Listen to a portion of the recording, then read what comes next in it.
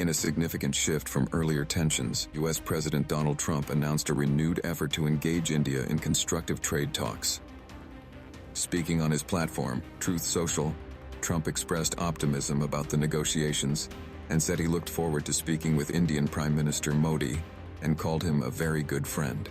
This development follows months of strained ties, triggered by Washington's decision to impose steep 50% tariffs on Indian goods, a move linked to New Delhi's ongoing energy trade with Russia. Responding to Trump's outreach, Prime Minister Modi highlighted the deep-rooted ties between the two democracies, calling the U.S. and India close friends and natural partners.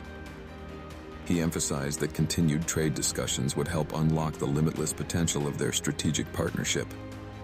On the very same day, Trump took a tougher stance elsewhere, urging the European Union to consider tariffs of up to 100% on imports from both India and China. According to sources familiar with the talks, this proposal came during high-level meetings in Washington aimed at tightening pressure on Russia over its war in Ukraine. The push comes amid growing U.S. frustration over stalled peace efforts and intensified Russian airstrikes. Trump reportedly believes that coordinated tariffs could force China to curtail its oil trade with Moscow, especially since viable alternatives remain limited. Later that day, Trump revealed that he expects to speak with Russian President Vladimir Putin, possibly within the week. This follows a recent trilateral summit, where Putin, Xi Jinping, and Prime Minister Modi reaffirmed their ties, further complicating the geopolitical picture.